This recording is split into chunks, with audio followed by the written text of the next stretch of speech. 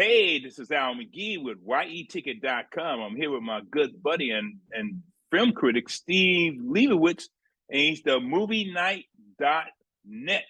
You can get him at MovieNight.net. Well, we're going to talk about Steven Spielberg's new film called The Fabelmans. And this is the film's, some things about his family. It's autobiographical, and it's directed about his childhood. We got a good chance to see the screening of that. So we're going to talk about The Fabelmans. Hey, Steve, how you doing today? I'm great, Al. Thanks for having me again. Always happy to be here. Great. Now, The Fabelmans. Well, this is Steven Spielberg's film about himself. In fact, this film opens up in 1952, the year I was born, actually, where his mother and father, Mitzi Fabelman and Bert Fabelman, and Mitzi, his mother's played by Michelle Williams, and his father's played by Paul Dano. Well, they take him to see his first film, The Greatest Show on Earth. First, he didn't want to go. He was reluctant. He was scared and things like that, terrified. What do you think about that beginning of this film about Steven Spielberg? Well, it was a great opening scene. It really it kind of really almost captures almost any kid's first time going to the movies, maybe not knowing what they're going to go see. I mean, I guess it's different these days because kids are introduced to movies early with things on their iPads and streaming, maybe even before they go to a movie theater. So things were certainly different back then. But but you really capture, the kid who played him at that moment really captures his wide-eyed wow, kind of really having an impact. And you have that little scene afterwards in the car when his mom asks you, "What was your favorite part?" And he goes back later on and sort of recreates what he's like his favorite part with his train set. So you see what an early impact movies had on Steven Spielberg's life. Well, I remember the first movie I saw. It was a Dracula. I think it was in the late 50s. I saw that. That was my first movie that I remember that I saw. You remember yours? Bambi when I was 4 years old. Oh, did you cry? I did not cry when Bambi's mother got killed, so no. So, that was my first movie, and it didn't start my love of film just yet, but I did very much enjoy the experience. I do remember. I remember where I saw it. I remember almost where I sat. So it's even when 4 years old, I still remember my first movie very well. Yeah, I saw it. I saw that film Dracula in Alabama because it was my great grandmother's funeral, and they wanted all the kids to get out of the house. So my aunt, they made her take all of us, and we had to sit in the balcony because this was in the late 50s, and we had to sit in the balcony. We couldn't sit on the main floor, but I remember being fascinated by that film. But anyway, The Fablemans, he remembers his first film, things like that. And he's telling this story about his family.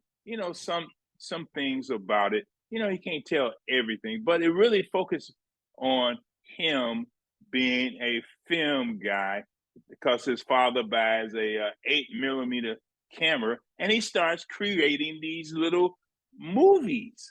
I thought that was very fascinating.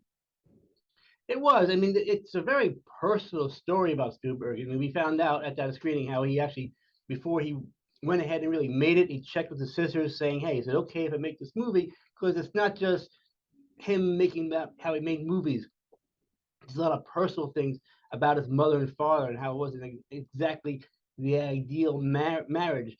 Later on when he was a teenager going to high school, we found out he had to deal with some anti-Semitism and things actually I wasn't even aware of. So there's people who watch this movie are going to learn some things about Steven Spielberg they may have never known before. Well, it was kind of accepted back then that he was going to get harassed. Remember, his sister said, "Hey, we got harassed in grammar school and in our neighborhood where they lived in Phoenix, Arizona. The neighbors were horrible against them." She said that, and but he didn't put all that in the film. He just concentrated on him and also how he got interested in making films and his life as a young man, young teenager, how he developed all of that. No, and there's a lot of great stuff. I mean, there's one when he's making one movie, he made this like World War II movie back then, and he's like talking to one kid who's like a surviving soldier, and he's trying to get him to have the right emotion, and you see him really like talk to this kid who's another actor, and really talk him, hey, this is how I want you to see everything. And by the time he's done and really shoot it, you see it really did affect the kid's performance, and he gets everything he wants from that kid. So you really see like this like little inside look of like how he really started and how he was really meant to be in this field. Yeah, but also I'm going to talk about a performance by a particular actor, as you can see in my background, Judd Hirsch. Well, he had an amazing single scene in this film. It was kind of early in the film. He's a cousin. He's related to him. And what he did in the film, that was very impressionable. But not only that, the acting that he got Judd Hirsch to do in this film. And, you know, and he also warned young Sammy, which is his name in the film, not Steven, is actually Sammy. They did a little. They had to make some changes because to help. Like, but yeah, Sammy instead of Steven. I think. Well, what do you think about Judd Hirsch's performance? He was great in it. I think even though it's a very short appearance by him, I don't even know if he's on the screen for 10 minutes. He could get a Best Supporting Actor. I think Michelle Williams is a lock for Best Supporting Actress. There's one scene where Steven's like showing her a movie that he shot, kind of like a very special movie. She's just watching. You know, we don't see the movie; we just see her reactions in the closet as she watches it, and then you see all these expressions on her face that she's like watches and realizes that something her son knows about her, and just that scene alone, when you just see her face watching the movie, not the movie itself, all you see is how her reaction to it. It's like, wow, she's I say 100% locked, and might be even an early favorite for Best Actress this year. Well, earlier you said Best Supporting Actress, but I was gonna say, hey, lead actress. Yeah, I will admit that she was very good in this, and I enjoyed Paul Dano, but I think Paul Dano is gonna get nominated for Batman.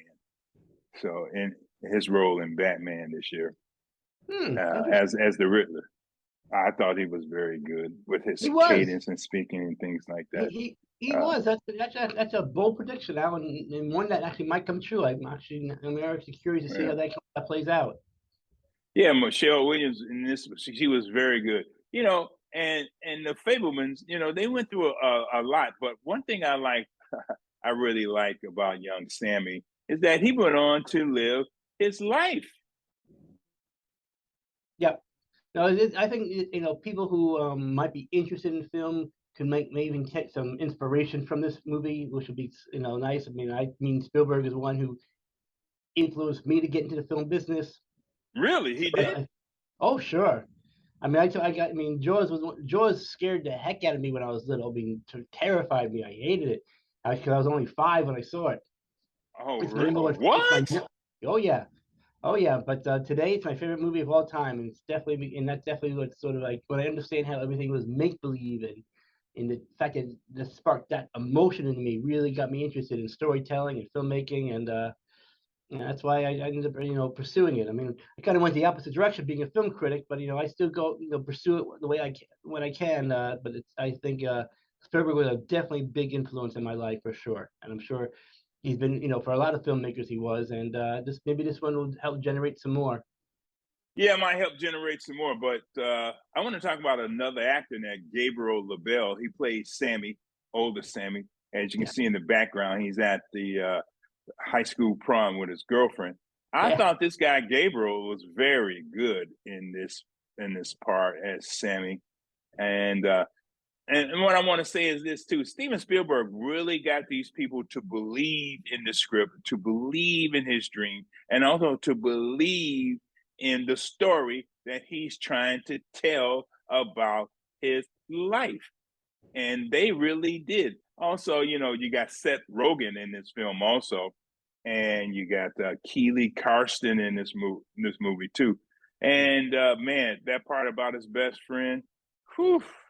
Well, yeah, that's the thing. Seth Rogen, who usually is more for comedies and a little more out there performances, does a good job in this role.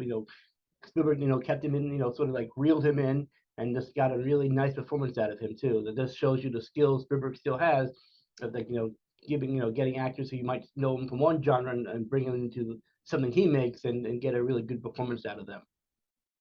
Well, let me ask you this question: is this the movie of the year? It's one of them. It's one of my favorites for sure. I really Yeah, enjoyed it's it a one of lot. my favorites. It's not movie of the year for me yet because I haven't seen everything. Yes, no, it's one of my favorites for the year for sure. And this is the year where, I mean, a lot of big movies are coming out week after week after week, all vying Oh for man, award season. So we're I gonna get saw 3 movies bombarded. last week. Oh Yeah, man, we're I saw. gonna get, us critics. This is when we get bombarded with stuff. We got a lot to go through, so it's a little early to tell. But Fabelmans will probably be in the hunt, in a lot of discussions. It's gonna get a lot of nominations.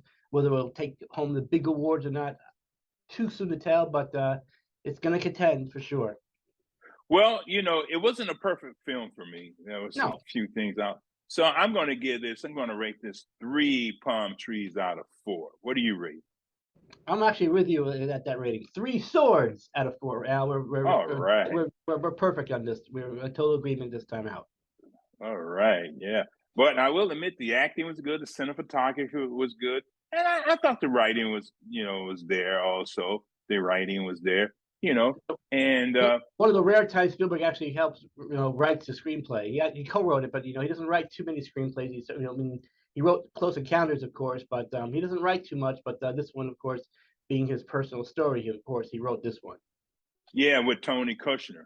Yes. Yeah, they wrote this together. Man, well, The Fabelmans, I truly enjoyed it. I sat there and I truly was entertained Yes. watching this film, but I'm giving it 3 palm trees out of 4 and 3 swords from you. All Yes. right, Stephen. Well, thank you very much. Hope to see you again Of course. here at yeticket.com. And people, you can get Stephen at www.themovienight.net. And that's night, Knight. Yes, please. Read his reviews. Well, thank you and have Thank a you. great day.